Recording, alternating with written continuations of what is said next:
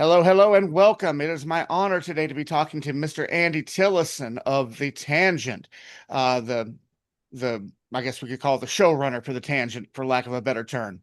And he's been doing that for better part, well, over 20 years now. Quite a few albums and a lot of great prog music. If you're not familiar with The Tangent, what are you doing, man? Come on, give it a listen. So First, let me tell you about just a little bit about me, in case you don't know. My name is Scott Rich, and I've been doing my web page, my blog for a couple years. Well, a little over a year, really. But I started doing reviews in about 2023 on Facebook, and it has just grown faster than I could ever imagine that it would have.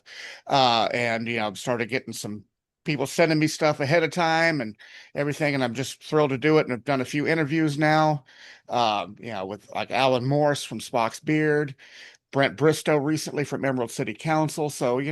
And earlier on, I did Lucas Planck from the French band Prism. This is my fourth interview, and man, I think I've gone up the ladder kind of quickly talking to Andy. So I'm really excited about this. So now I'm going to let Andy tell you a little bit about himself. And I'd like to say that Andy's progressive in music and progressive in his worldview. What do you think about that? I think that's fair. I think that's a fair comment. Yes. Yes. So, Yes, I do. I do love progressive rock music. It's been my music of choice since I was a small boy. I got into progressive rock music when I was 12 years old, actually. that was a question Having I was going to been ask you, but go just ahead. I was actually always into music, even when I was sort of 4, 5, 6 years old, according to my mum. And she brought me up on the very best that classical music could offer and everything. And then I discovered progressive rock music for myself in about 1970, 1971, 2. Hmm, And the glory my days. first record I bought was yeah. And the Hmm. Close to the Edge was a sort of record that totally blew me away. And then and ever since then I've had that. And yes, of course, it's never escaped my notice that my love of the word progressive in music is also, is basically uh, echoed nicely by the fact that if there's a kind of political policies I would like to follow, it's usually a progressive thing. And you know, I but I also really value the fact that I like to make friends and associate and be conversant with people whose political views are entirely different from my own. Hmm. I don't rule out being friends with a person because they disagree with me politically, because that's only one part of the story. Yeah. Yeah, I'm a progressive, both in politics and in music, and I probably always will be till they nail my coffin shut. There you go, Scott. That's about it. Well, let's hope that's not anytime soon. Well, like it's. I think that you know, as a fan of progressive music, right through school days and everything, it was inevitable that I'd immediately want to get involved in music just as soon as I could. But like, the thing everybody needs to know is that, like, although I'm known as a progressive rock keyboards player by then, when I left school, it wasn't like Rick Wakeman leaving school as a Mhm. genius pianist and going on to the London Royal Right. College of Music and everything like that. I could just about make it to get together to play in a band where the keyboards player was kind of the same level as the guy who was in Blondie at the time. Hmm. It was a punk. Punk had happened, and I could Hmm. get through songs, and I could sort of like play the chords and be a general background keyboards player. But just spent just spent the last God knows how many years of my life, probably about 50, um, Hmm. you know, trying to get better at playing the keyboards, and that's essentially that's been my path really. Yeah. Well, if you keep working at it, I think you'll get it. I hope so. No, no, you're a Yeah. great keyboard player. I love your solos on the albums.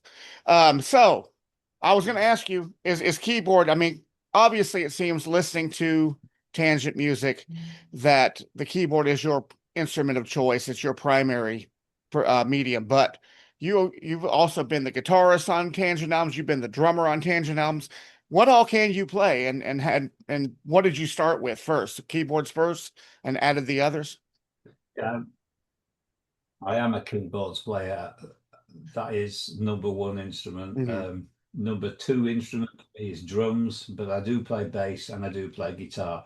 I do not play those instruments well enough to be in any band at all, but using using the technology of stopping the tape and doing it again until I get it right, Hmm. that that's kind of always helped me with recording. I mean, yes, I can pull a guitar part off, but it'll take a few takes to get it right. But that's about it, really. And in the end, it won't be anything that's sort of writable, homeable about.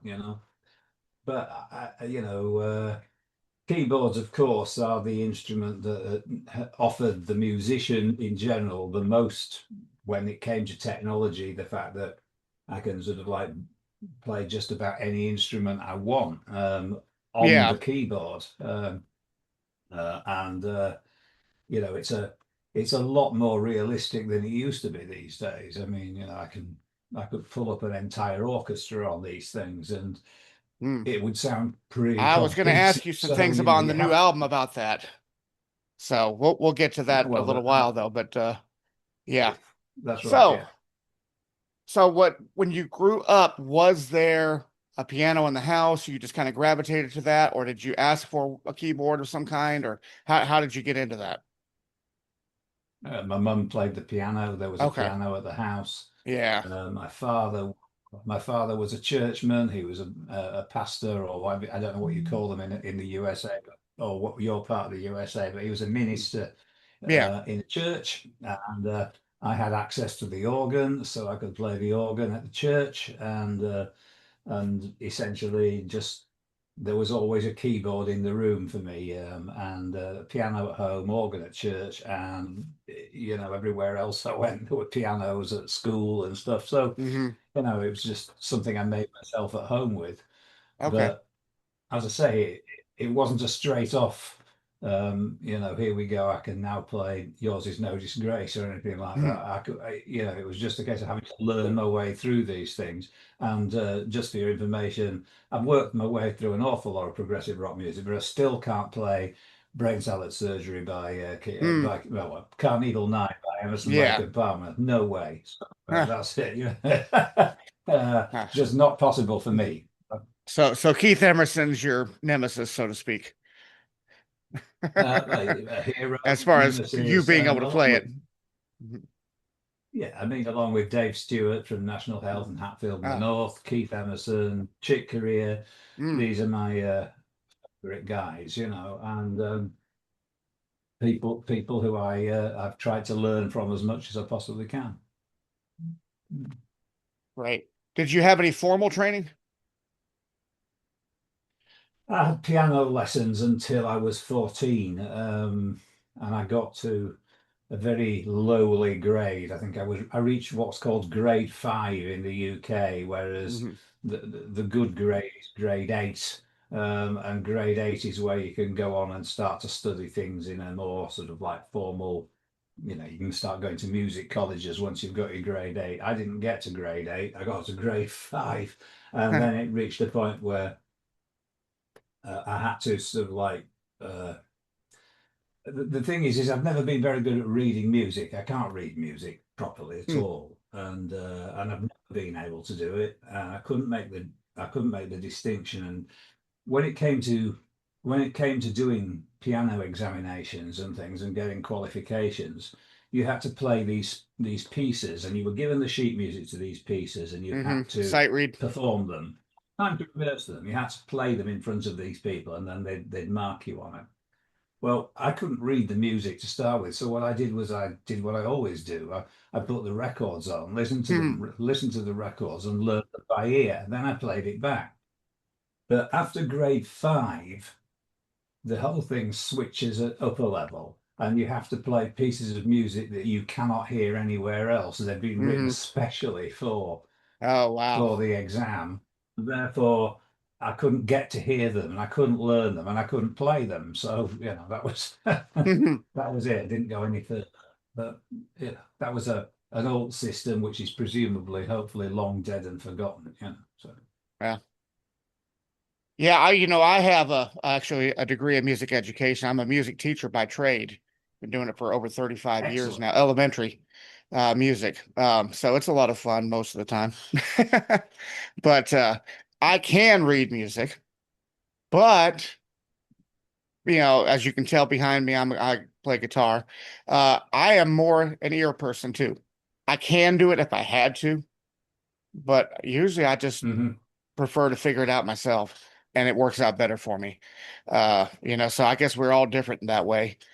I commented a Yeah. little while back on one of my Facebook posts that a lot of the young guitar players these days, based on what I see them posting, they that skill doesn't seem to be as prevalent in the younger generation of guitarists of being able to use their ear to figure it out. They always looking for the tab for everything, and it's just like put on the music, work it out. You can do it, you know. That's what I did for I hours as a teenager in the 80s, just put on the radio, tried to play think with that everything.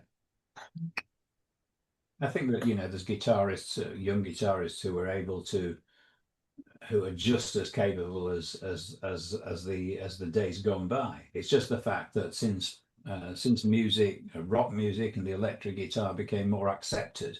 I mean, when I was young, there were no formal places in England teaching electric guitar. I mean, it was Hmm. just so new. I mean, and it hadn't been accepted into the education system. But by the time somebody like Luke, the Tangents Oh, guitarist, um, my goodness. when he was learning, then of course there was a whole network of colleges and institutions which treated electric guitar and other instruments exceedingly seriously, Hmm. and they taught his music theory. And as well as that, Luke is a virtuoso guy who can pick up the instrument and just listen and play you back exactly what he heard, just like the old guys could do. First of all, I kind of went, oh, you don't need all that music and everything like that. And gradually, Luke's kind of brought me around to realizing that actually knowing a bit more about the technology behind music, and by that I don't mean electric technology. I'm talking about the technology that's actually written down on the page. Hmm. That system of creating music was a technology, and a very up to date thing. I mean, basically, musicians invented the barcode in the Middle Ages. Let's face it, that's what it was, a Hmm. barcode. Uh, they uh, it offers a lot of possibilities to help you understand and develop yourself. And so yeah, I have a few regrets. Yeah, there's things where I wish I'd listened harder. There's things I wished I'd Hmm. learned, which I never did. So when I'm working with musicians like Luke or Dan Mash or Jonas Rheingold, they say something. Oh, Hmm. this is a D minor seven sus4 with a B pedal. You kind of got. I don't know what you mean, mate. I'll take your Show me the word for chord. it. I mean, it would have been good if I'd just been able to know and say, yeah, I could do that. But that's it. You're left with what you've got and what you did, and this is what I've got and what I did. And it's gone quite well too. So let's take it back to the beginning of Tangent History. By the way, if you're watching this, there is a little delay. Andy and I talked about this for a moment before we started recording. With me being in Mississippi, Andy being in the UK, there's a little delay. So if we talk over each other a little bit here and there, we apologize for that. But just be aware of that. So going back, I wrote an article not too long ago, a few months back for DPRP online website, Yes, I read it. and Yes, on the history of the tangent, or not, but it's out there. And I found I did that see it. the tangent website was a gold mine. for that article because you have it all spelled out there. Um, so there was a band that you had back in the 70s even called The Tangent, and that's kind of where the story begins. Is, but that was it. If I remember right, there was another band using a similar name, The Tangents, and decided to change it from there, huh? And That's go right. ahead. Yeah. Hmm. It was, it was just the kind of name that I had. I used to doodle that, write the name down on my exercise books at school. I'm going to be in a band Hmm. called The Tangent. And essentially, yeah, got out, left school, started to form my band and put things together, and found out that there was a band called The Tangents with an S on the end. Hmm. They were from Sheffield, kind of playing post-punk music and everything. And so I kind of thought, well, I better leave that name alone. And I did, formed other bands. I was in a band called The Vi, which wasn't my band. And then then I started my own band, which was called A New Opera. Hmm. And After the New Opera, then we turned into Gold Frankincense Disc Drive, which was a political protest band, Hmm. which I formed after getting to know a group of English sort of anarchist musicians called Chumbawamba. Oh. And after after them, we did the band Parallel on 90 Degrees, which then eventually became the Tangent. Parallel on 90 Hmm. Degrees was kind of a bit more kind of prog rock than my previous things had been. There you go. So yeah. Right. And Um, so it's my understanding that you with Parallel to 90 Degrees landed a gig opening in the late 90s for another band that our viewers are sure to know about, the Flower Kings. Do that's I have right. that Yeah, right? yeah. Okay. So, and then someone working for the Flower Kings was requested to write a review of that show, Ian Oakley. Yes. Hmm. I think you know where I'm going. Um, Yeah. and this kind of led to the foundation of the Tangent as we know it. And he kind of brushed Parallel or 90 Degrees off in his review.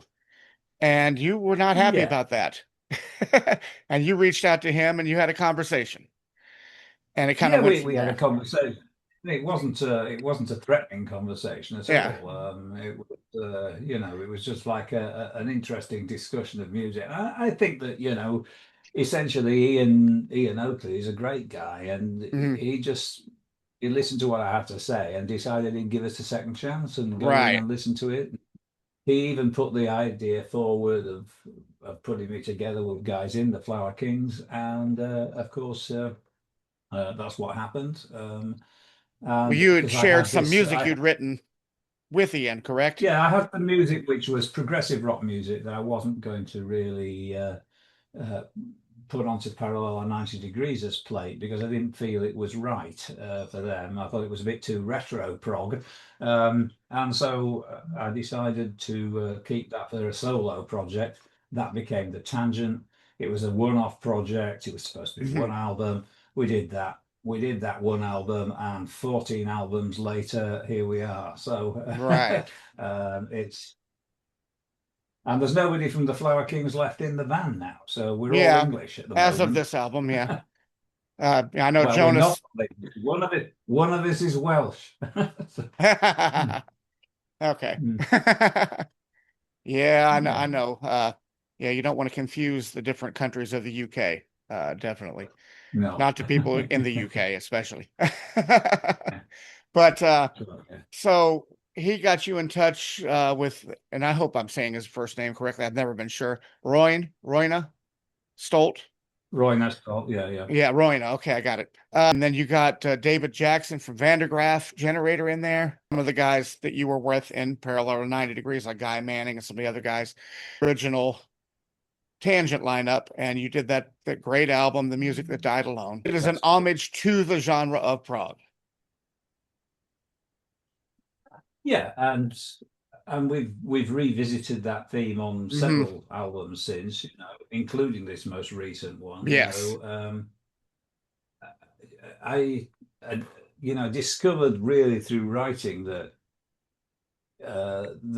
maybe one thing I had to offer was an overview of progressive rock music within my own Hmm. music. I mean, for example, if you look back, there's plenty of self-referential songs from other genres. Like I've heard country songs about country music. I've heard rock Hmm. and roll songs about rock and roll is here to Hmm. stay. It will Yeah. never die.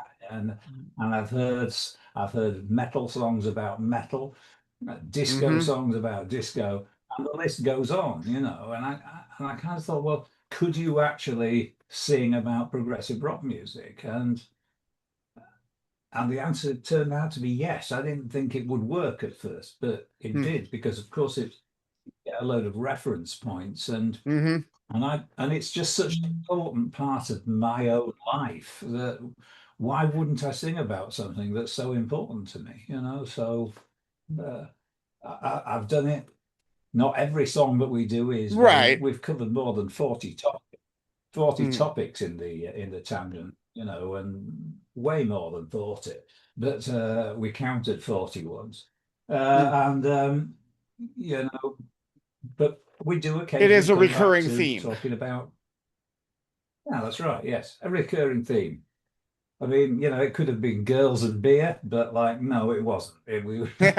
That's it. There's plenty of bands that come Yes. back to girls and beer in Uh-huh. their music, and we occasionally come back to progressive rock music itself. Yeah. And nothing wrong with that. And I think the progressive rock community at large enjoys it. It kind of gives us a little something to go, yeah, we got something going on here.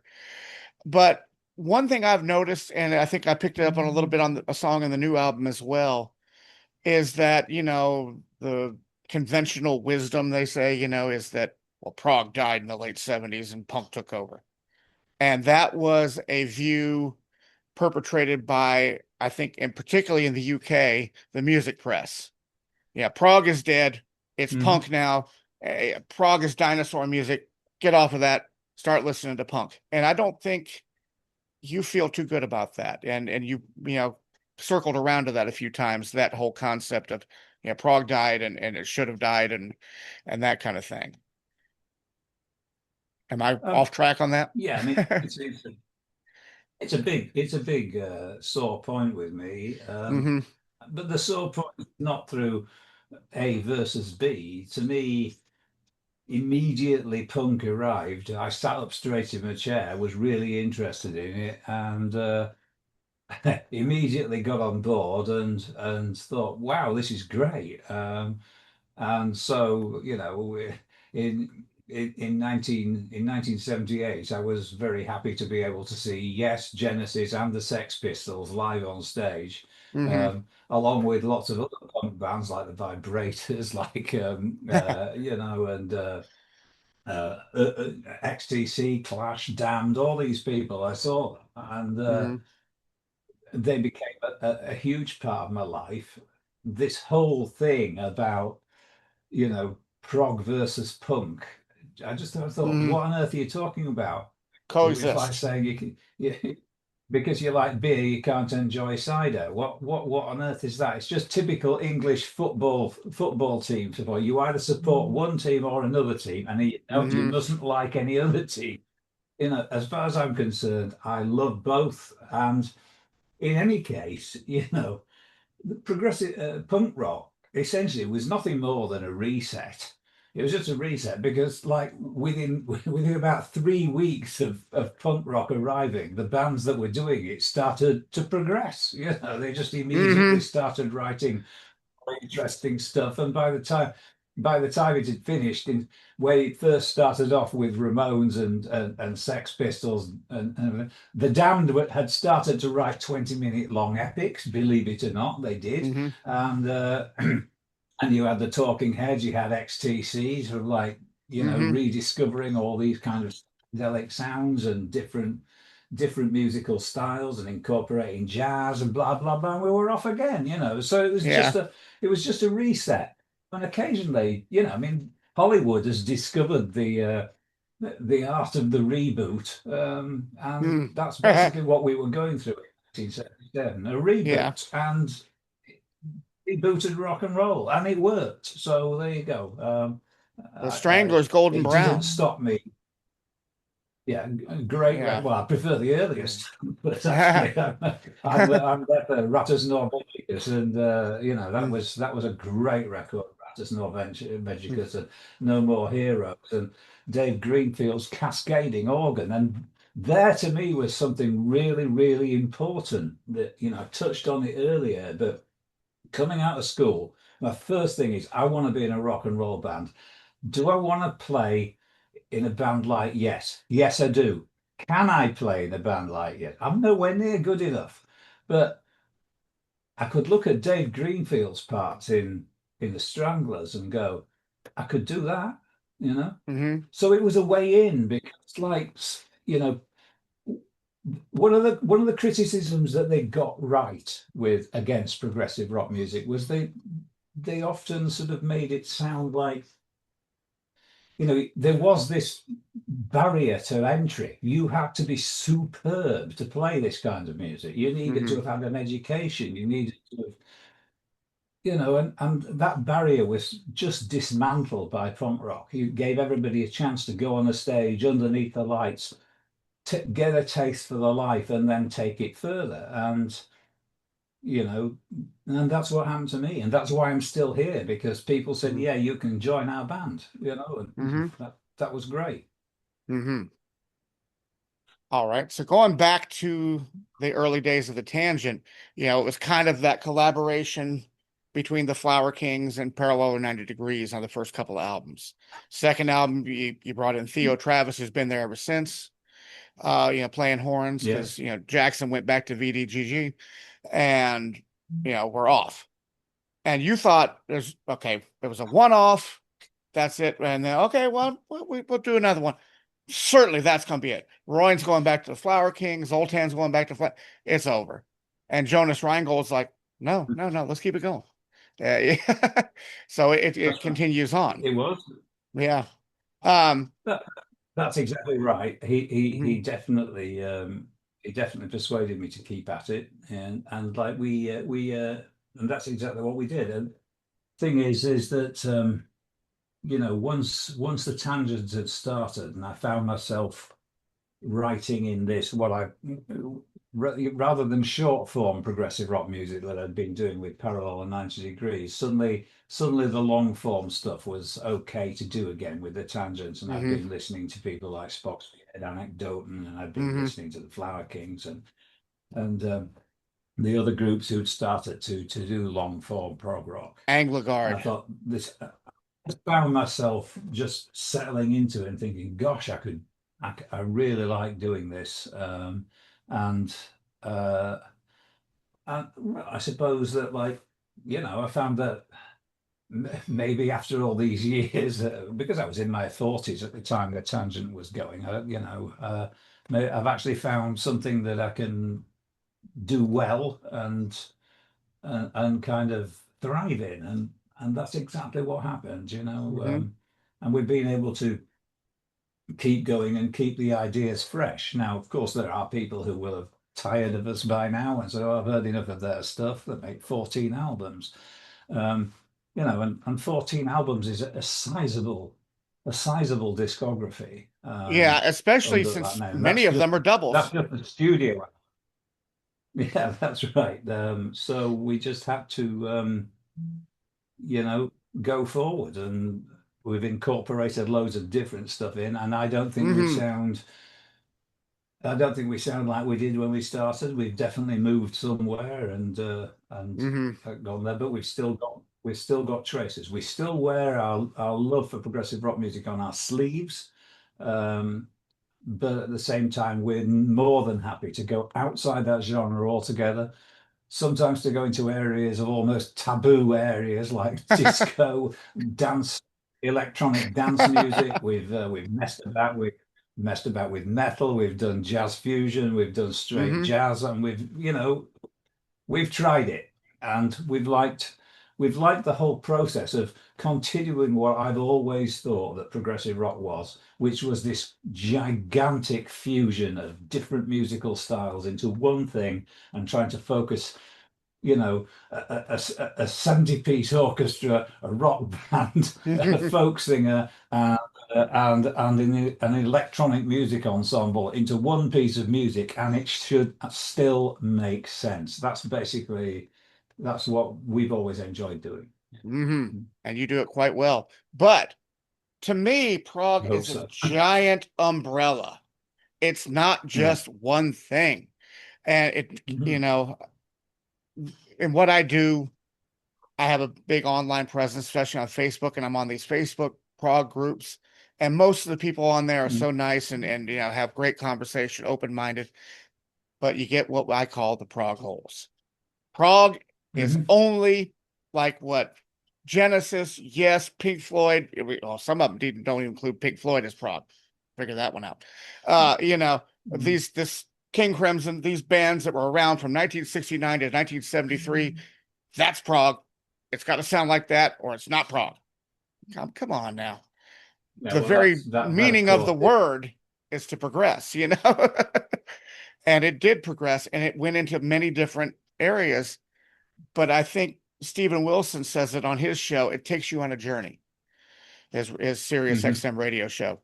Uh, Mhm. it's music that takes you on a journey. Speaking of Wilson, you know, it, it's like the Tangent has a sound. Porcupine Tree, Stephen Wilson. You would never confuse them, but they're both very, very much No, progressive. Very progressive. I You think know, in both I think sides this of has it there. been apparent since the beginning. I think it's been apparent since the beginning, really, because, I mean, I mean, to be honest, the two bands I like from my part of the world, actually, Oasis and the Stone Roses. But you Hmm could put those two people and sort of like to a newcomer, and they might not necessarily recognize Liam's voice and be able to make a differentiation between those two groups. But there was just no way you could ever think accidentally think you were listening to Yes when you were listening to Emerson, Lake and Palmer, hmm um, because they sounded entirely different. The instrumentation was different. The production was different. It was done in a days where every single part of the recording process and every single hmm recording studio was entirely different. It wasn't standardized. And we've tried over the years to sort of like de-standardize ourselves, find our own little things that are us.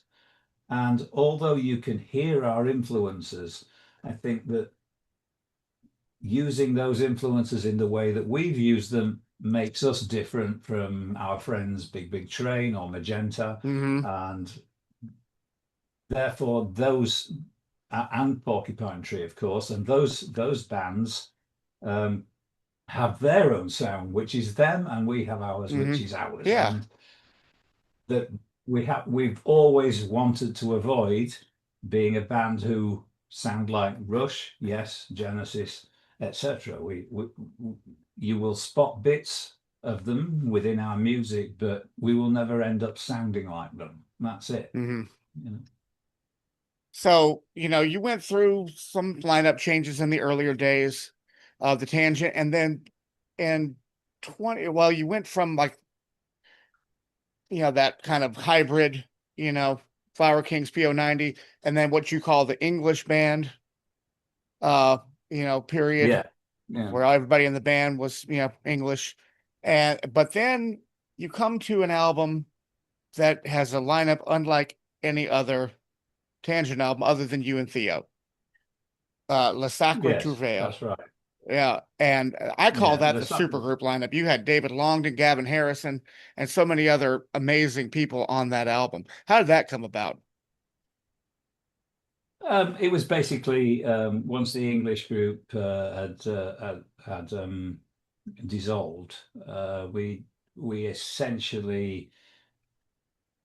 I just thought, well, I'll go ahead and try to get this big orchestral thing want to do done, and Jacko helped me out Hmm essentially. Jacko well, he's now in King Crimson, of course. Hmm. He helped me out, and he knew Gavin, and he brought him on board, and we just did this single project together. And I got on very well with Dave Longdon, and we managed to make this record in 2013. As the Tangent, really, but it was a bigger super group. Jonas returned to the band for Hmm. that, and we just pushed ahead and made it. After that record, we had to reconfigure the group, and that's when we started Luke to came work back with in, this and basic lineup that involved myself, Luke. Luke came back in, so it was myself, Luke, Jonas, and me and Theo. And took a couple I albums to get the drummer straight. then Proxy was where Yeah. Steve arrived, and Hmm. Steve immediately Yeah. he joined the band. I knew he's the one. He's the guy for me. I've been looking for him for years, and Hmm. and He had worked with I Magenta just prior. what a drummer he Hmm. is way way underrated. What he can do, that guy, he's Yeah. incredible. And he is the guy who, at one point in his life, has actually played with Keith Emerson. Oh, wow. And yes, he was in a he was he was in a tribute band, an Emerson Lake and Palmer tribute band, actually called Noddy's Puncture. Okay. And Keith Emerson came to see the band, and he was so impressed that when it came to the song Tarkus, Keith got up on the stage and took the keyboards over and just played keyboards. And there's Steve sitting there, starting off in his tribute band, and suddenly he's playing with Keith Emerson. What I'm sure the what an keyboard player experience in it that was. band had some mixed feelings about that. I think the keyboard player in the band was having a wet dream, mate. I mean, it Yeah. was amazed. I mean, it was like, But can you imagine this guy thinks it's good enough to come up and play with us? Yeah. That's Fantastic. an honor. They were a great band, not his function. Really were a good tribute band. So, that's how it went. Yeah. So the lineup has stabilized, but there has been one major change coming into this album, that Jonas has departed again, and we've got John Yeah. Jowett on the bass, and my God, he did a great job.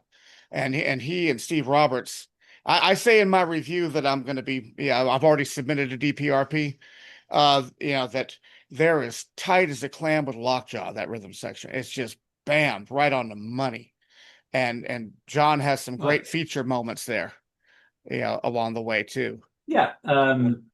It's been a good transition. I mean, essentially, Jonas and I just found out that gradually, slowly but surely, over the years, our priorities have changed. Mine have changed, his have changed, and Mhm. it's to go back to that old. It's a cliche, really, but to say that that we were no longer on the same page of what we actually wanted to do with music. Hmm.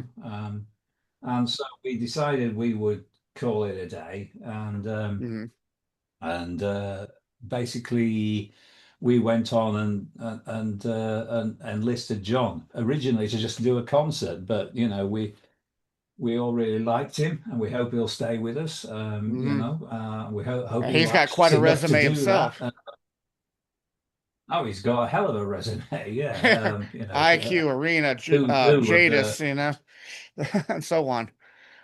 But He's played for Uriah Heep, so and hmm. Uriah Heep has played for Angie Bowie, which is David's daughter, of course, and lots and lots of other artists, Arena, and of course IQ. So Yeah. it's IQ were an influence on me anyway. Hmm. So that's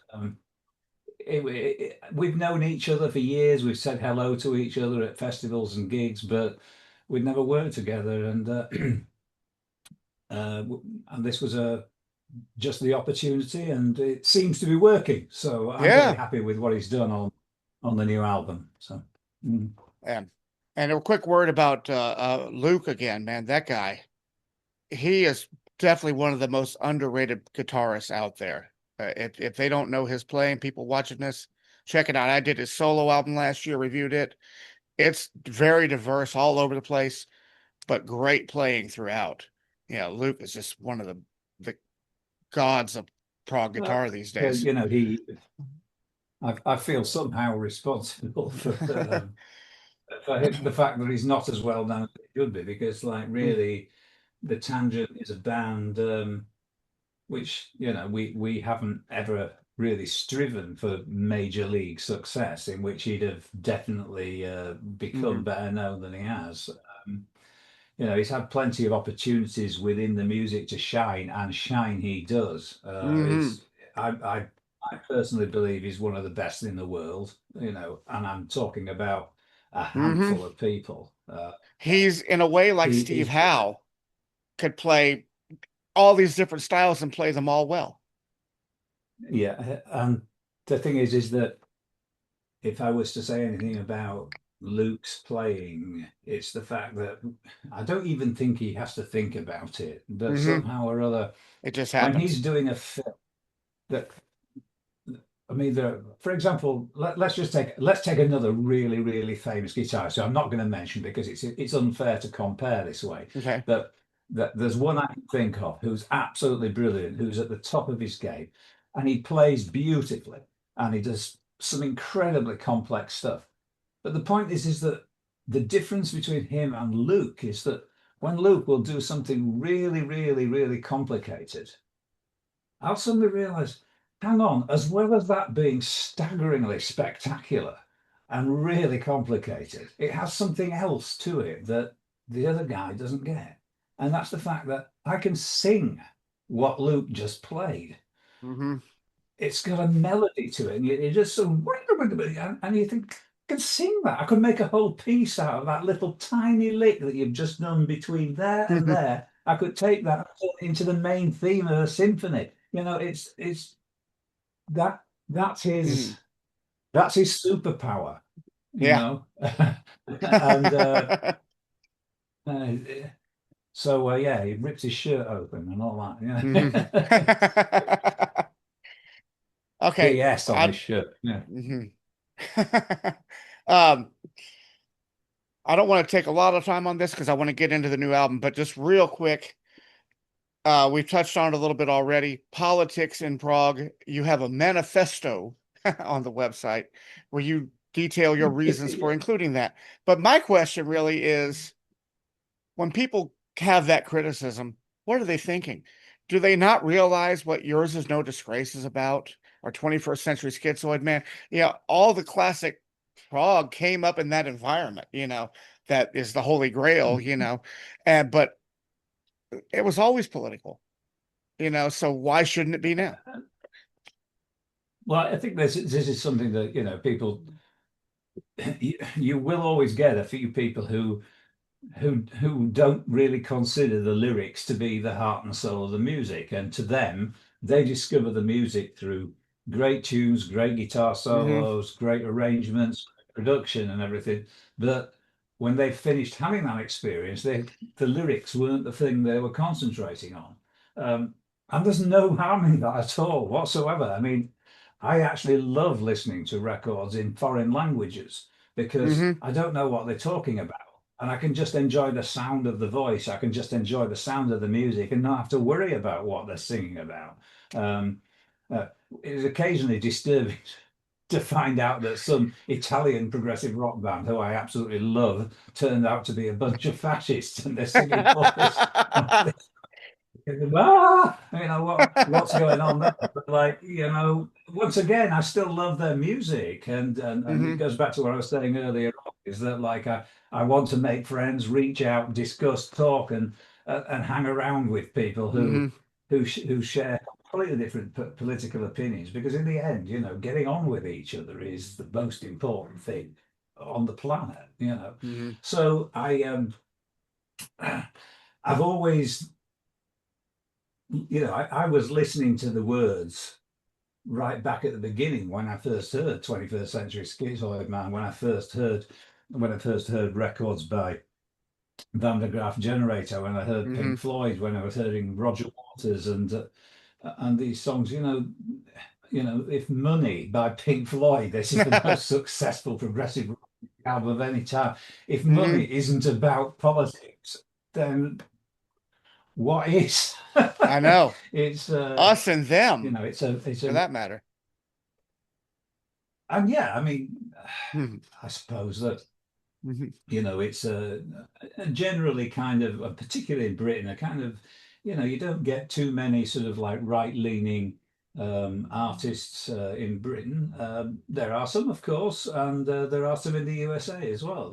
So uh, the I'm just on the other side of that divide, but Hmm. always willing to cross that divide to talk. That's it.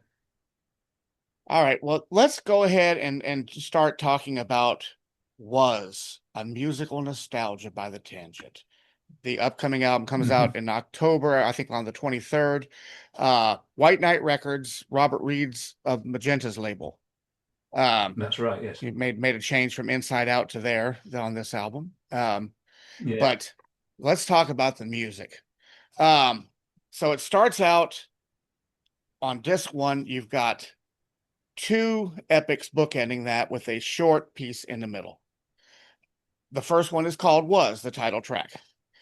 Now, you touched on this earlier. Is all that orchestration, is that you're doing on the keyboards? There's a lot of orchestration. Sounds like it could be a full symphony orchestra at places.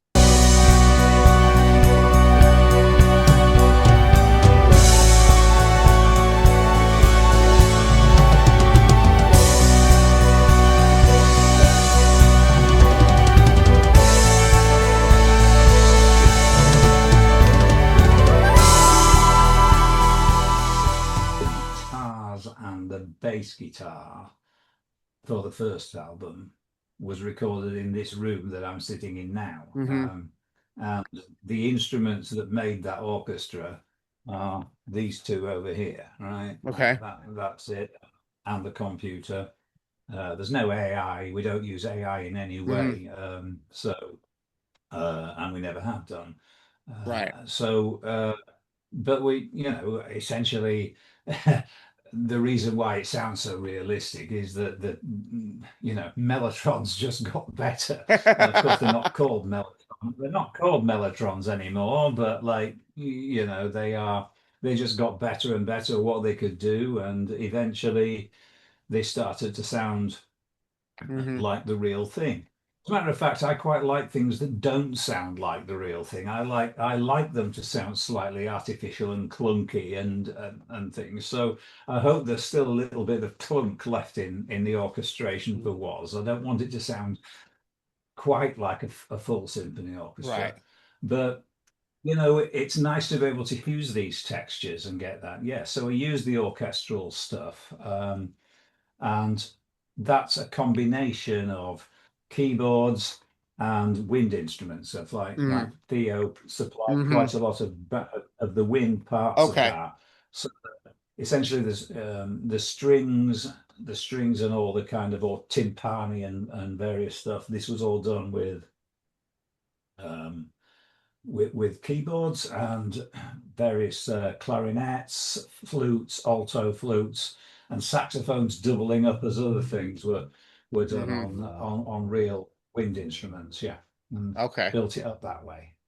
That's probably what gives it that more authentic feel is that, you got Theo Travis who can do that, and layer all that Yeah, in. Theo plays a huge role on this album. This is Theo's. This is an album where Theo really gets to shine. We've done a few where Mm-hmm. sometimes he adds to the record, but this time he's a really major front row performer. Mm-hmm. He really adds a lot to it. Now, the theme of the album, and I did read your rationale, and it left me wanting to read Slaughterhouse-Five. um, is, from my American perspective, it might be a little bit, foreign to me to wrap around the setting that you are placing this album in. But growing up Yeah. in the UK as you did, there was almost, I think, from what I gather from what you're saying, and I've seen it in other things too, a reverence when it was time to talk about World War II, the war. And I think Yes. that's a bit of the setting that you grew up in. You just got a few years on me. Yeah, I think we're less than Uh-huh. 10 years apart, but I'm a Uh-huh. little bit younger. So you would be considered maybe a late boomer. I'm early Gen X. Um, so Mm. there's a different perspective there. I didn't get that as directly probably as you did over there and in the time frame that you were coming up in. So I think that kind of informs a lot of the album, is that kind of feeling Well, and I, and I think everything that that developed as a result of that. I think that you have to be, you have to take into account where you were, who you were, Mm, who your family were, where you lived, and hmm and everything. So essentially, the experiences that I'm relating here are a guy who was the son of a teacher and of a pastor, preacher, hmm minister, whatever you call them in the States. And I was living in a kind of what we would call in England a middle class kind of hmm area of Leeds, in a nice leafy suburb, and so I was having quite a nice and decent life. I didn't know too much about the world's problems, other than what I saw on the news. Yeah, I started to discover progressive rock music. I had this kind of like fairly ideal life at the time, and I didn't know a great deal of what was happening out there. I used to catch the word Vietnam on the television and wanted to hmm know what it was all about.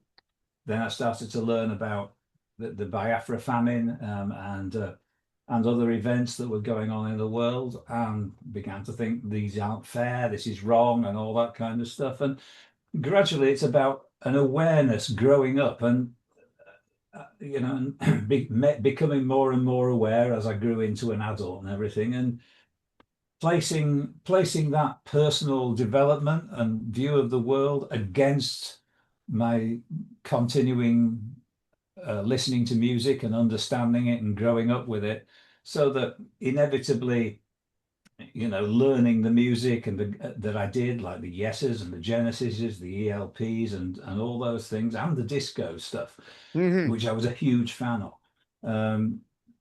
meant that I was learning these two things together, and they're always kind of together in my mind, like a soundtrack of my life, which I mention hmm in the Yes. which I mentioned my name in the song, a soundtrack of hmm my life. And of course, we all have a soundtrack to our lives. Um, that's, I mean, and of course, like you have to make your own mind up. But back then, you know, uh, there was this DJ on our radio station called Tony Blackburn, and a lot of people my age who were like progressive rock music, they would just dismiss him as nonsense. Like, plays pop, crap pop music. Okay, yeah, he did, and he was very cheerful, and he was all very good morning, and a bit of a showbiz personality and everything like that. But what he did was he was playing music that nobody at the BBC, I think, had ever asked him to play. hmm And he just turned it into hits. And these records that he was playing just became hits. And consequently, because of this guy, we were all hearing Tamla Motown for the first time. Now, a lot of people, some guys and my friends, they just dismissed it all as rubbish. But I absolutely adore the stuff. I mean, the Four Tops, the Temptations, hmm and Jacksons, all this kind of stuff. I was, wow, this is incredible music. And by the time Earth, Wind, and Fire appeared in Oh, my, I'd got another favorite group of my life. So that the DJ arrangements on brought those much records are just brought as much to me as the impeccable. prog DJs did. Yeah, yeah, that's it. So yeah, Yeah, the that's musical that's arrangements so are yeah, absolutely amazing on those albums, those records. That astonishing, Motown and all astonishing. that. Some of Yeah. they were hmm just, you know, the bands like Earth, Wind and Fire and the Motown groups and everything like that. I've said it many times over. They were just musical siblings. They were our brothers and sisters, making, if you look at the Commodores, if you look at Earth, Wind and Mm. Fire, the big stage set, fantasy artwork, pyramids and all that kind of stuff. I mean, Stage clothes, the pyramids, who whole else was using spectacle. pyramids?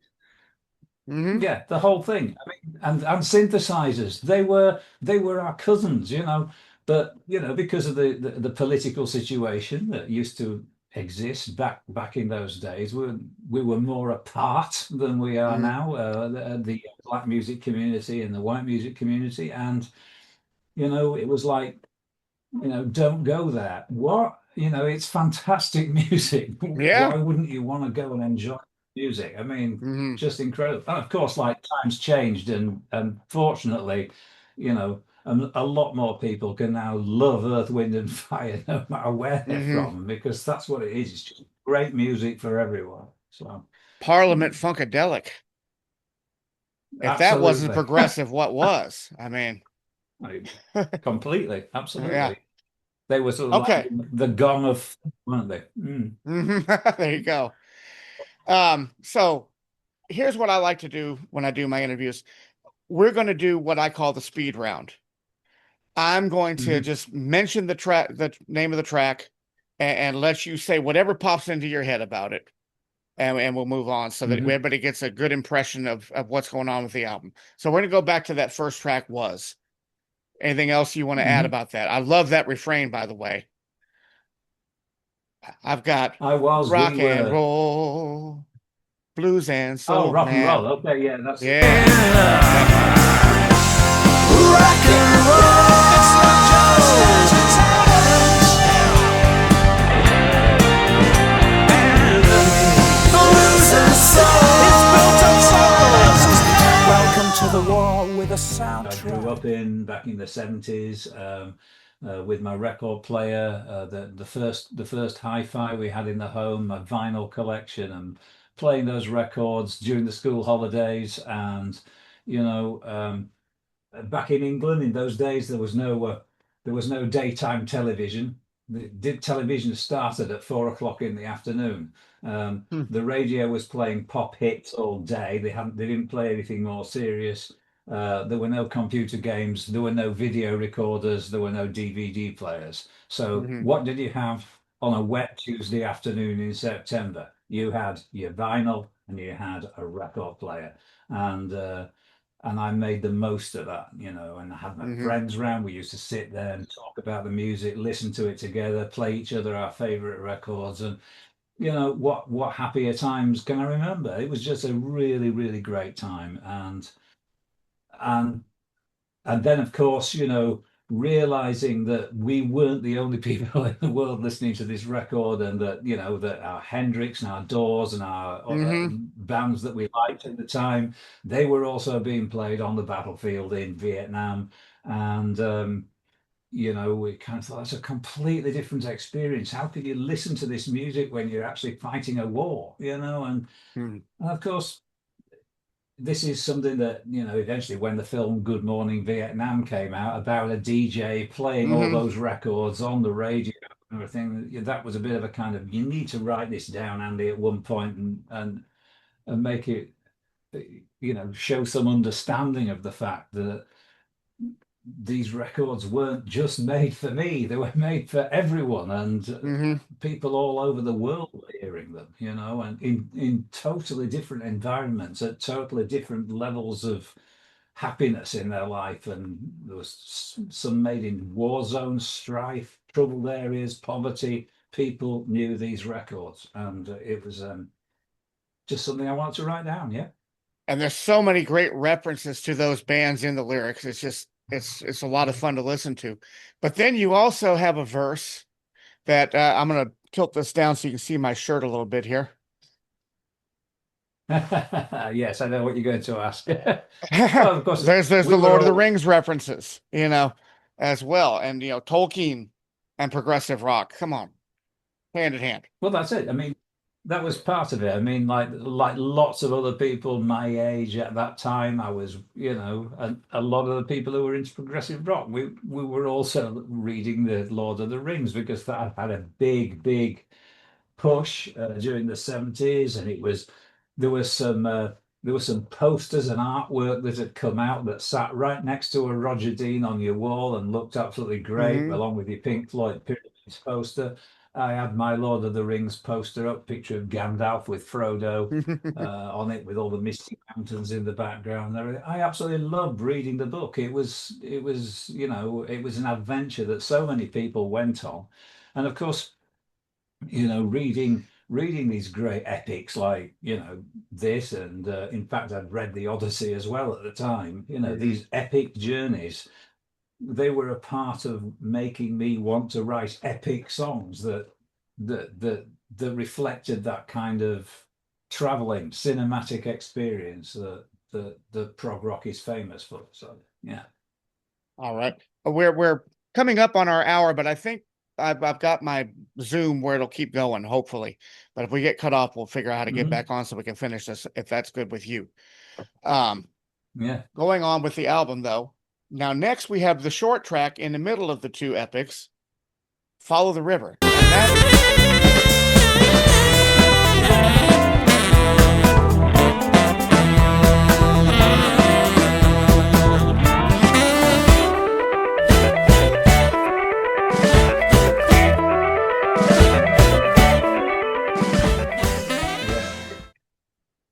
And like Follow the River is it's just a song I've always wanted to run, because I actually do have a really special relationship with a river.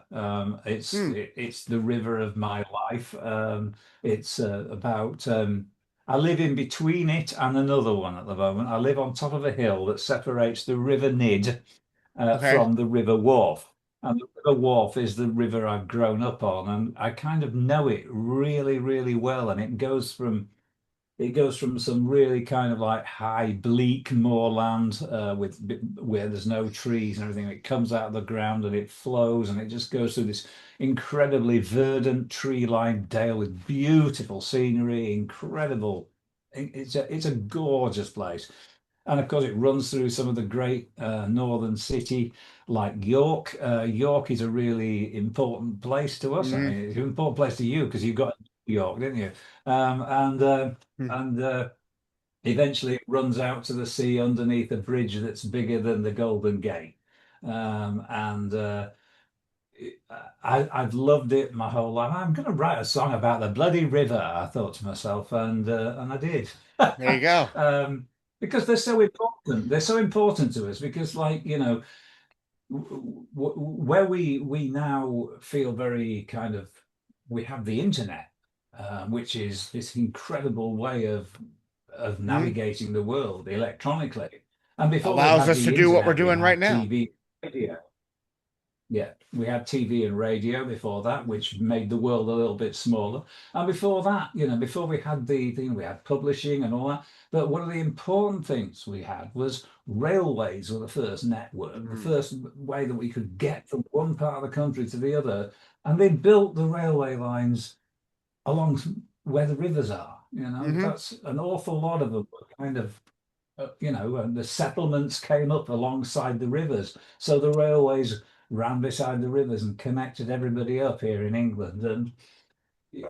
And of course, rivers are where everybody had settled since the days of Hmm. the Stone Age. Oh yeah. It's Well, such an I live important along the thing. Mississippi River So, here, which is the lifeline yeah, of the of US, course, the big Mississippi paddle steamers, and Hmm. Tom Sawyer and Huckleberry Finn. Hmm. Right. They're all from Mississippi, aren't they? So, yeah. Hmm. And then following that, I kind of think of all this like an intermission between the two long epics. We've got Follow the River, and now we That's have right. Yeah. Was Not.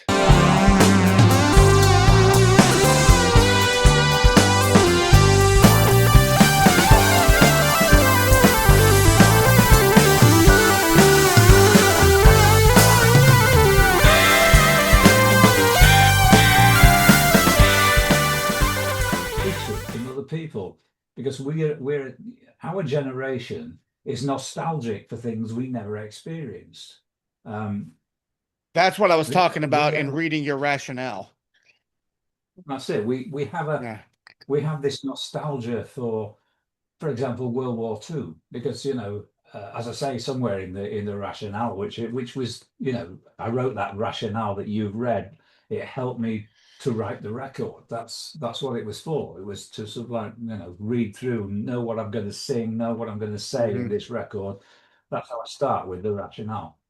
And the the idea being that, I've got memories of, I think I said somewhere in it, of fighting on a cable car above between a German Schloss and where I'm fighting on the roof. That, to me, that happened to Richard Burton or was it Clint Yeah. Eastwood, one of the two of them. We're on top of that cable car, but I remember it. I remember all the uniforms. I remember Papier Bitter and all those sort of like clipped fake German accents in all the Hollywood movies and the British movies. And you you grow up with this nostalgia based on pretend versions of history. And so the point is that as well as being nostalgic about wartime, I'm also nostalgic about traveling through space with Captain Kirk, Lieutenant Uhura, Mhm. and Spock. And because, how can I be nostalgic for something that hasn't even happened yet? And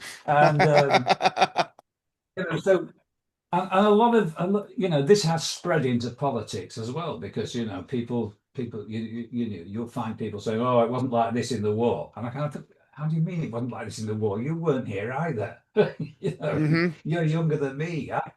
I missed the war by 15 years, and so how on earth can you know what it was like in the war? We don't know. Mhm. I mean, but we can watch the movies and we can Mhm. see how that was represented in the movies, and so there's a great deal of decisions and political things happening in the world based on media products rather than true Mhm. history, and I think that that's something that I wanted to write down in the song, and of course, I had my own things that I remember about myself that probably never happened, and Mm. so that's why I call that was not, and it's Yeah, they kind just of balance each important. other. That's right, yeah. So that was and was not are two sides of the same coin, really. Mhm. Yeah. Yeah. Now, as was not is fading out, if you listen really closely, you will hear a phone conversation going on. And Yeah. you get on the line, hey, are you the guy who was advertising, for a guitar player, and he, or you're a guitar player advertising for a band. He answers yes, and yeah, well, I've got a progressive rock band, and click. Did that really happen? Uh, basically, so the guy who says, "Yeah, I can play a bit of guitar," that's Mhm. Luke. he uh, and he dubbed "I can play a bit of guitar" because I put on the end of it, "I think I might form a band," and uh, and Luke said, "I play a bit of guitar." At the end of it, I thought we could make something more out of this, so we sort of like messed about with it and recorded a little bit so we could say, "Yeah, I play a bit guitar." So I said, "Oh, great. Well, we could form a progressive rock band." And he puts the phone down on me without a word. That's it. Prog rock, not doing that. I just thought, that's. I remember that so well from my EP, because, like, when I was first a musician wanting to do progressive rock music, nobody else wanted anything to do Mhm. with it. So, and they would. Oh God, no, I'm not doing prog rock. No. Stupid Which people. gets me to No. another thought. When the neo prog like Marillion IQ and those bands came along in the early 80s, did you feel like, hey, well, maybe it's Yeah. starting to turn? The stigma against prog rock is No. starting to go away. No. That that that didn't work on me. Mm, And no offense to any of them or anything like that. I mean, by that point, I was seriously interested in the stuff that was going on. I mean, I'd I'd really enjoyed music by bands like the Gang of Four, like Joy Mm, Division, like New Order, Bauhaus Magazine, the Talking Heads, XTC. I had Susie and the Banshees.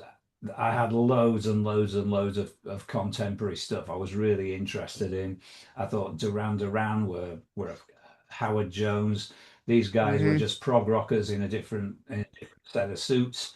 And you know, there was and Japan, that mm. band, oh, David Sylvian and Japan was incredible. So, and Of Frankie course, Goes Richard to Hollywood. Barbieri I went mean, on to to Porcupine me, Tree. of course, absolutely he did. Yeah. And this is the this is the thing that when Marillion first appeared, and in my opinion, they got better. hmm They were band who sounded like Genesis to me. I kind of thought, I've heard this before. Come on, guys, I've heard this before. And that's pretty much how I got into. And whilst there was Marillion there, sounding very much like Genesis, the the Japan was something a bit different, and equally interesting, equally mesmerizing and engaging and complex and everything. And Marillion certainly turned the game around and became a lot more than just a band who sounded like hmm Genesis. But just at the beginning, I just felt, oh, come on, guys, this is hmm this is Summer's Ready again. What's this? Apocalypse in 4/4, and like it was just not for me. I mean, the stuff they've done since, I really love the album This Strange Engine, which is a hmm fantastic record. Really great storytelling and Brave. personal. Yeah, that's another good one. And I really like Fish. I mean, he's great. I love his solo records, hmm and it is a great bloke. So there you go. It's funny to me that That's Hogarth took over in '89, and people still call him the new Marillion singer all these years later. It's just, sounds gobs more uh, albums than they did with Fish. I mean, it happened to And I everybody. I love mean, those Fish era Marillion albums, but yeah, you can move on. And they've really have developed in a lot yeah. of different ways since then. Yes, they have. Yeah. They've developed. They've become themselves, Yes. that's and they did it a long time ago. They became themselves. So mm. Well, if you'll excuse the pun, we Yeah. went off So on a bit of a tangent there.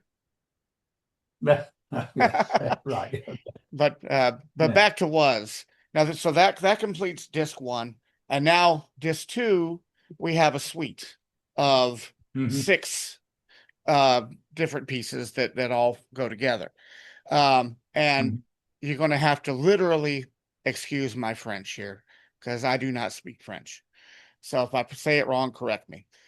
L'aperitif. Yeah, well, an aperitif is Mhm. first course, basically.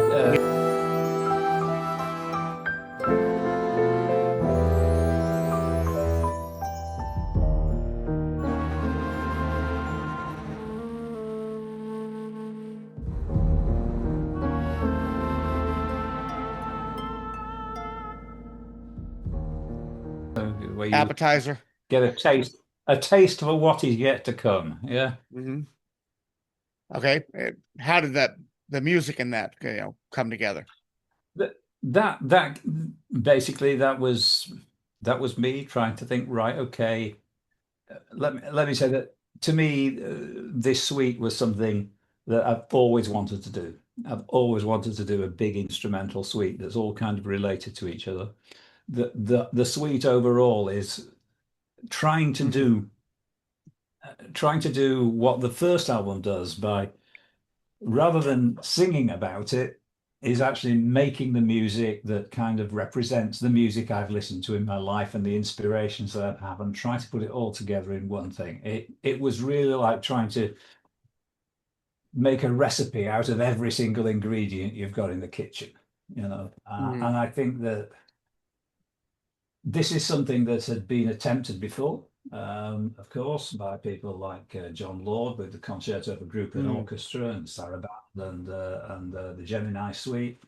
and of course by Keith Emerson with the Five Bridges Suite and the Piano Concerto, to actually write a piece of music that allows you to explore so many different genres within one piece.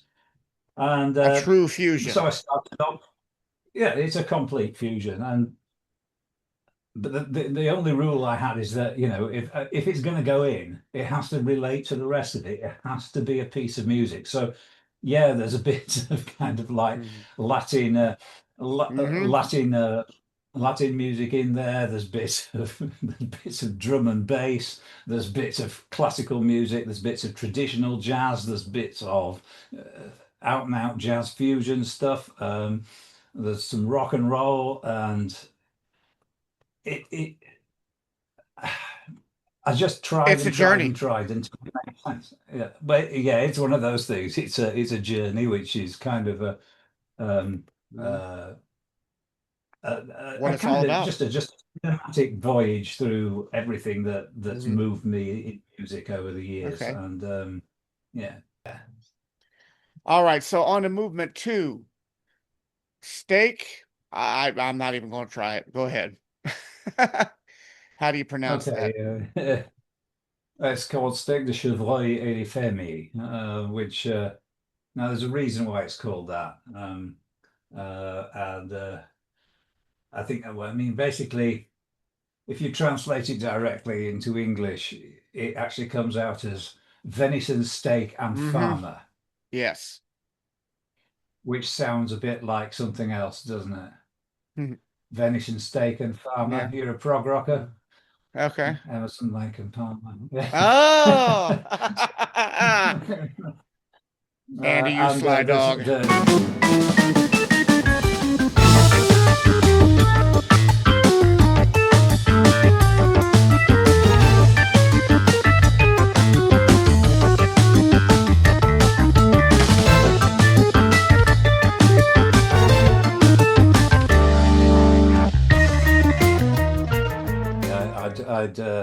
I just got hold of this beastie, which is Mm. my first proper portable Hammond organ, Ah. and that's basically had to be on it, and it was. Hmm. So, Yeah, there's some great organ um, sounds on the album. well, thank you. Yeah, that's very nice of you to say so. So yeah, I mean, but once again, it was definitely sort of like modeled on one of my heroes as Hmm. kind of techniques and everything, but try to keep a fair part of it of my own kind of personality within that music. And yeah, but in the end, I thought, well, it needs to have some kind of, and I just thought, I wonder what rhymes with what sounds like Emerson, Lake, and Palmer. I thought, well, venison, steak, and farmer. So I thought, well, okay, well, how do you do that? You translate. You get Google Translate. You get Google to translate Hmm. that into, and it I came did out as utilize Steak it in Dish. writing the review. Right. Okay. Um, yeah. So that's the story of that one. Yeah. And the next one, I suppose, will be Dance, Dance. won't it? Yes.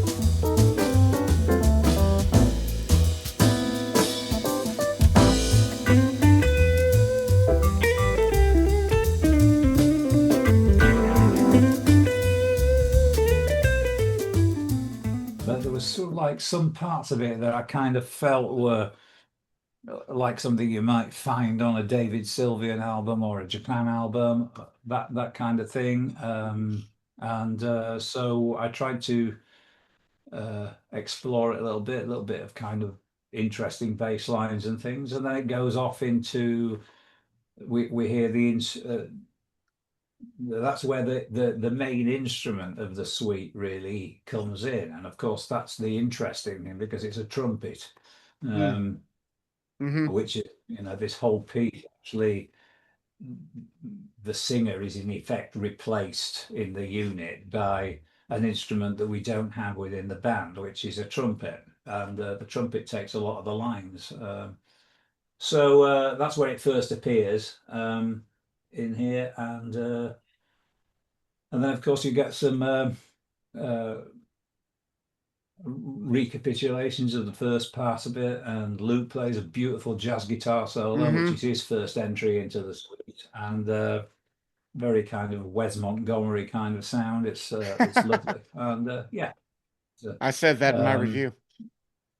all right, okay. That's good.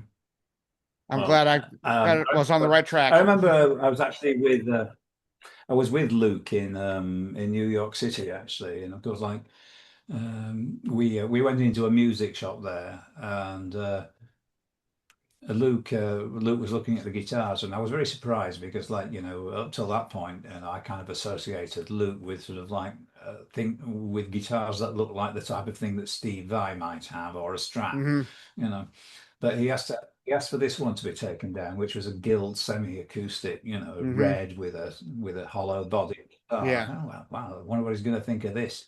He fell in love with it in the shop. He absolutely fell in love with it, and I think we had to say, we're hungry now. Can we go?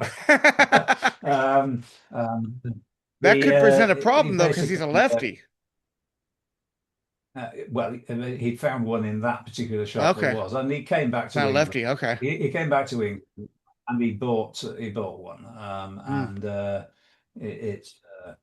he's got a Gretsch, I think, and it's a lovely red one, just like the one he saw in the shop, and and he found a whole load of new musical expression from that guitar, and he brought that into the Tangent, and I've been thankful ever since. It's yet another set of sounds that I really like that he can bring to the band.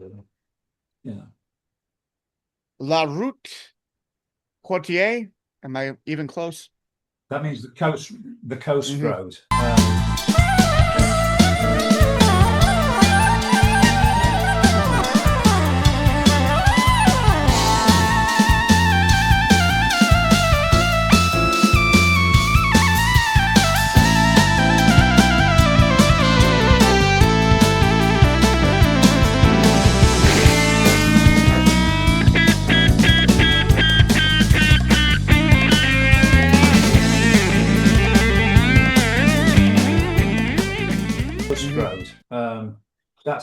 That's just that's a standalone kind of piece in the middle, really. I think that that it is part of the suite. That it's very much in my kind of Canterbury mode, because Canterbury music is a huge part of my life, and I wanted in a piece where I was going to go through all my influences within one piece of music and turn it into a suite.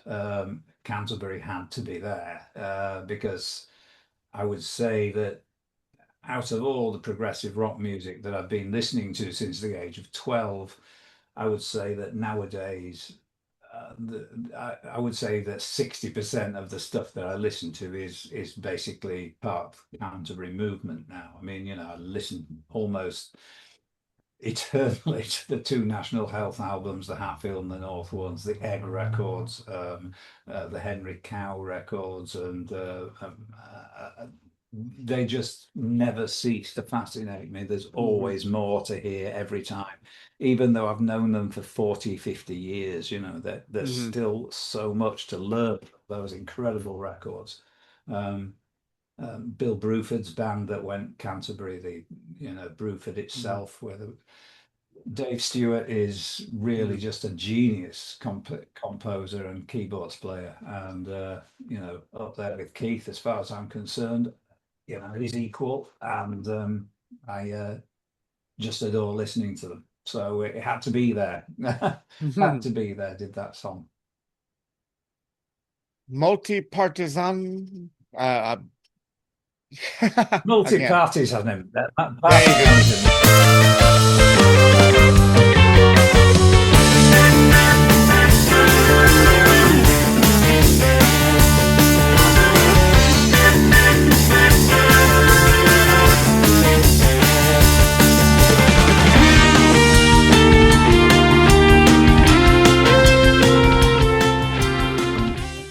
Latin, everything had to be in here, ambient even, so And you know, the thing is, it wasn't just a jam. You know, this took it took a really long time to sort this out. How are we going to get from here to here? And it was like having to plot the, you know, it was like it was like writing the script for a film. How are we going to get these people from here to here? You know, and Hmm. with all this that happens here, you know, you've kind of got to build the story. And of course, normally I'm used to being able to build the story with my words, which is a kind of makes life a lot easier. You can just sort of like say, well, now here we are in now here we are in Rome. Yeah. Hmm. Whereas, you know, if you're doing it without words, you've got to show pictures of Rome. You know, you've actually got to graphically show this is what we're doing now. We're in Rome. Look here. There's a Colosseum. You know, Hmm. Roman ruins and people driving around on scooters. You know that you've got to show that. And so, very much like a cinematic director, I had to sort of like make these sort of like obvious statements about we're going Guideposts. to have a bit of jazz music now. Yeah. And yeah, guideposts. You're absolutely right, and that's where so it's probably one of the most ambitious pieces I've ever done.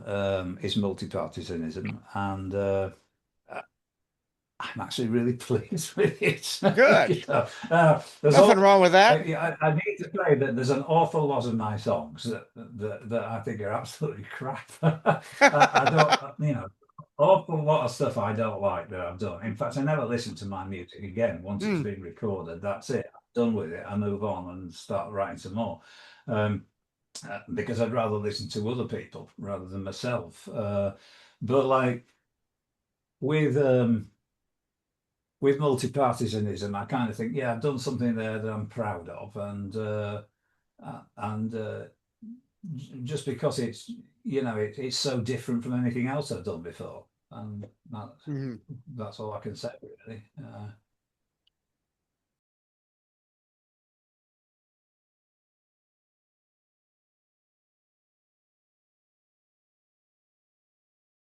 And now The the last closing track, which I think, movement. Yeah. Which kind of surprised me. It because I was expecting it to be an instrumental suite all the way through. And then I'm going, okay, well, Laissez-moi chanter, let me sing. Oh, that's an ironic name. And then all of a sudden, there you are on in the vocal booth again and kind of closing things out. Let me sing. Let's be done with all the interfaces. The medieval keyboard that connects me to the strings. that when people hear this, it will be a surprise when my voice comes in, and they won't be Mhm. expecting it to happen. So you can either leave it in, that's fair enough, so Ah. that some people will know.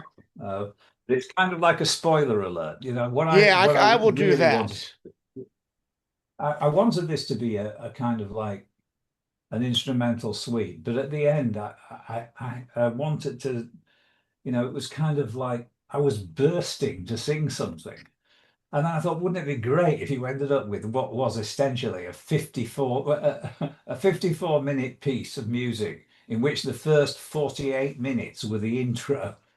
Uh, How prog is that? the intro to, yeah, that's prog. So I thought, well, let's just put this in. And in the end, I couldn't take it out. I just thought this is really, you know, it said it all with music and just kept my mouth shut. And, you know, but being the kind of talkative bloke that I am, you know, in the end, I just couldn't shut up. I had to sing something, so I did, and it was called "Let Me Sing."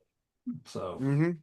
yeah, And and I got the French wrong, by the way. I've got the French wrong. It shouldn't be "laissez me chanter." It should okay. just be Leisse. It shouldn't have an S on the end. And at least three French people have pulled me up on it already, and the record isn't out. So when the record comes out on October the 2nd, I am going to be besieged with French people who really don't like English people who make mistakes with their language. So there you go. We're going to have to deal with that. Well, we'll call this a public apology.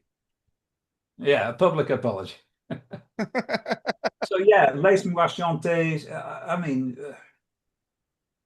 it's to me, it's all about trying to find that common ground. As I said before, Hmm. let's skip the millions of worthless opinions and Oh, yes, I was getting everybody there. ranking each other and just kind of like I'm a hippie for God's sake. I do believe in peace and love and good and understanding, and working towards that. And suddenly, after all these years, to find that somebody comes up with a slur for that and calls me woke just because I want everybody to be happy. I don't see what can possibly be wrong with that. Um, I agree. and of course, then people shout, "Well, that's a bit naive." Well, but being naive is actually pretty good, really. If you're naive, it just means you're open to possibilities, and so that's Mhm. really that's what I've said. Okay. Yeah, I've been closing out my last couple interviews by asking the person I'm talking to, "Do you have any words of wisdom for us?" But I think it kind of sums it up at the end of the album here. Let's skip the millions of worthless opinions, the rankings, the thumbs up, political minions, all waiting to get you on their side. And for that they need a really big divide. Don't let them have it.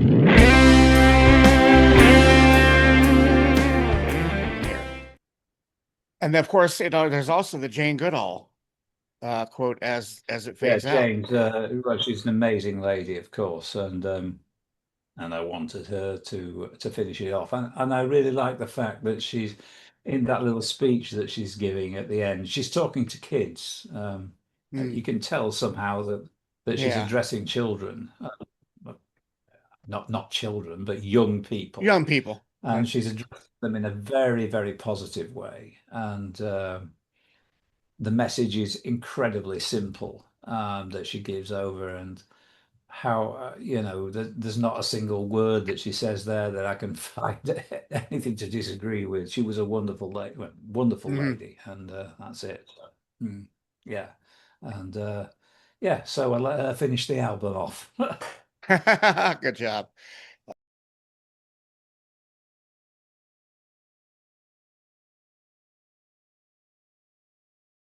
Not, I don't think we'll.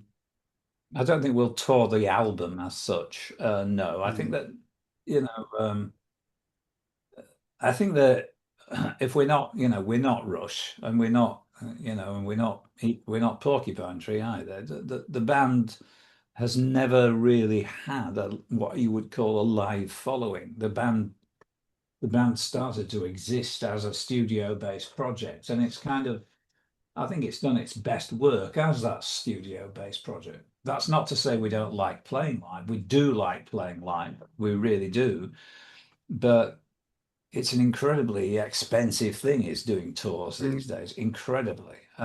And we just have to continually overcome hurdles, political hurdles, like borders. I mean, like going to Europe used to be really easy for an English person, but now it's really, really difficult because Brexit. mhm, Um, and last time we came to America, it cost us more to get there than we earned whilst we were there. mm, So, we have to ask ourselves questions like, can yeah. we afford to do this?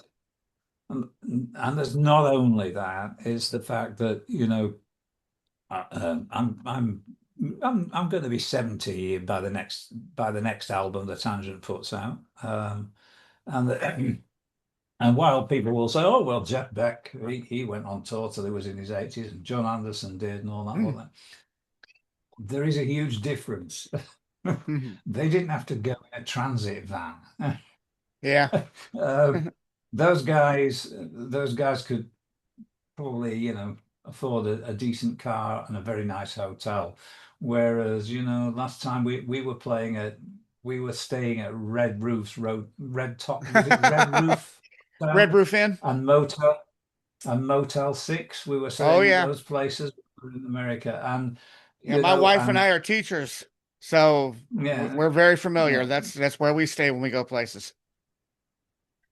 So, and when you've driven there, not in a limo or a nice car, you've driven there in a van with everybody squashed into the front, and you've driven from Chicago.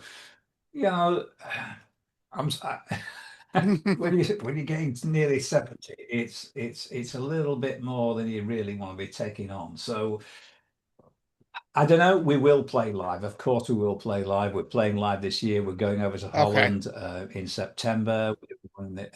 But I don't think that we're ever going to be a huge touring band or anything. That never really opened itself up to us, really, and the opportunity is closing. But I sincerely hope we will be able to play many times and get it filmed so that people There can you see go. us doing it. For those of us like me who live Yeah, in Prague deserts, we have to rely on the videos. yeah. All right. So it has been just really wonderful to have this opportunity to talk with you. We've extended our time by 30 minutes over the plan, but if you don't mind, I don't either.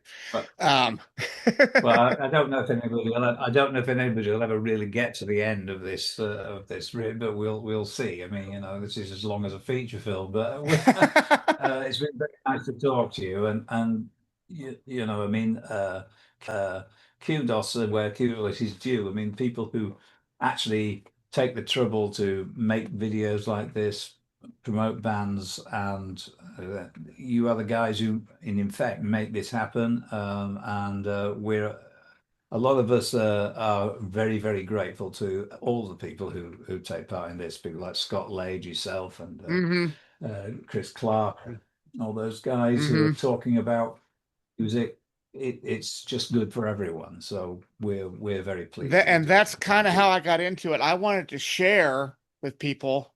Yeah, I love this music. Maybe you will too. And let's give it a listen. I'm gonna put it out there. And like I say, I've only been doing this. I started in 2023, and that was really I did reviews of a nostalgia list that was in Prog magazine, the 100 greatest prog albums of all time. Hmm. And it started from there. And then, well, what am I going to do now? Well, let's do some new stuff. And then before long, people Hmm. started contacting me. Hey, can you review my album? I got promoters going, can I send you stuff? Record label, can I send you? And it's just grown. I've turned it into a blog. Now I got the YouTube channel, and I'm trying to do something on TikTok, even for people who enjoy that. So I would have never Hmm. guessed when I started writing those reviews of those classic prog albums in 23 that I'd be sitting here today Hmm. talking to Andy Tillison. It has grown so fast. And I just You're am talking grateful. I don't make talking to a real penny on people. it hardly at all, but Yeah. I enjoy it, and None it's of us great. do. Yeah. Yeah, it's been a real pleasure. As you can probably hear, my dog's starting to demand my attention now. Yeah. All I right. don't know Well, if you can hear that. not Yeah, real. Maybe yeah. just a tiny bit. Now that I think about it, but She's outside the window oh, going, okay. Dad, you've been talking all night." Yeah. Well, Don't it's worry about time it. for me to move on along here too. But it's been a real pleasure. Maybe we'll get a chance to talk again one day. Of And course we and will, my friend. And thank you very much for that lovely summing up of the tangents on DPRP and your own oh, okay. blog, which going through our career and everything, we really enjoyed that. I wish Okay, the you did read it. Wikipedia would do something like that. The I wasn't Wikipedia sure. article that's people have put up there is absolutely rubbish, but your article is the definitive one. Oh Okay. wow. I, I Yeah. I'm gonna put that out as a clip first. Yeah. But Thank you very much indeed. It's been, I will release the whole thing, but then I'm gonna part it out into smaller chunks, so people will digest I it think how they that's probably a like. good idea. Yeah. All All right, right. my friend. Again, it's been a Very best. pleasure, and have enjoy the And rest of you your too. evening over there. All right. And you too, mate. Take care. Thank you very All much, right. Scott. Take care. Good night. Good night. Or good day here. It's not even noon yet.